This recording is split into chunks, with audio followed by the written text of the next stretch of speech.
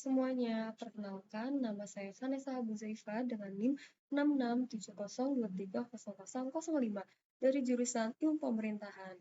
Di sini saya membuat video untuk menjawab kritik dari teman saya yaitu Kesha dan Rahma mengenai kasus Ahmed Zaki Iskandar dan politik warisan, analisis lokal seromen dan lokal basisme dalam demokrasi elektoral di Kabupaten Tangerang.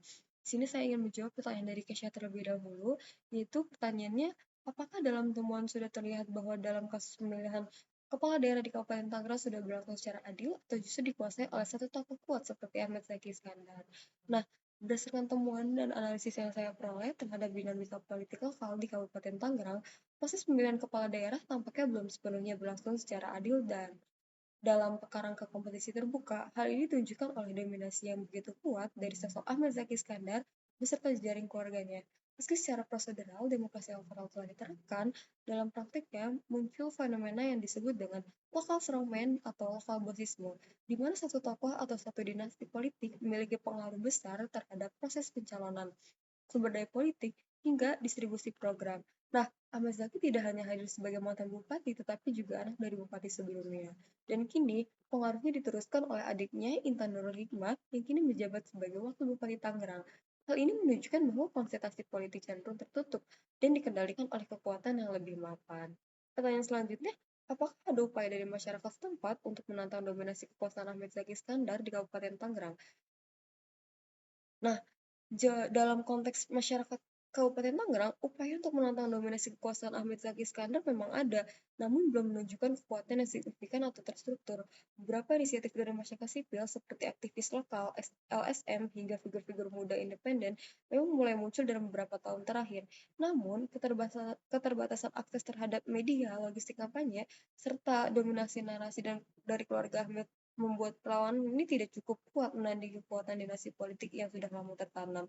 Bahkan dalam pemilu atau pilkada, calon-calon yang diusung independen atau partai kecil cenderung kalah dalam popularitas dan logistik. Hal ini menggambarkan bagaimana sosial politik lokal masih sangat bergantung pada patronase dan loyalitas terhadap tokoh kuat.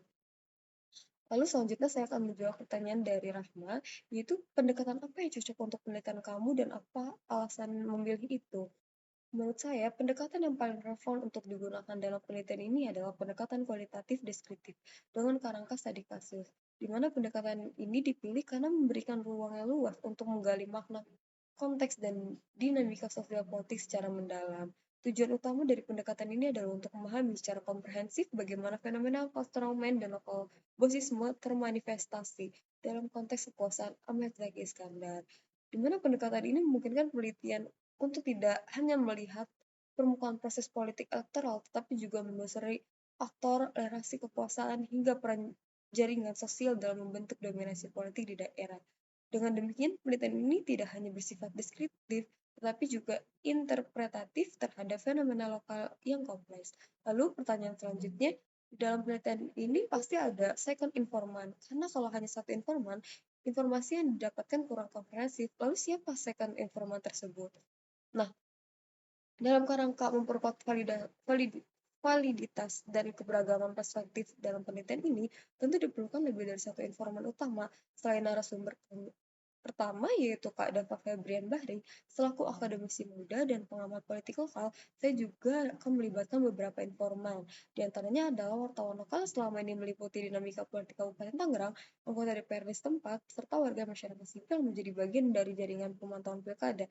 Kehadirannya beberapa informan ini sangat penting untuk memperoleh data triangulasi yang kaya dan utuh, karena fenomena dinasti politik tidak hanya bisa dilihat dari satu sudut pandang, tapi juga dari berbagai lapisan sosial masyarakat yang terdampak. Mungkin itu aja jawaban dari saya. Sekian, terima kasih. Audio Jungle.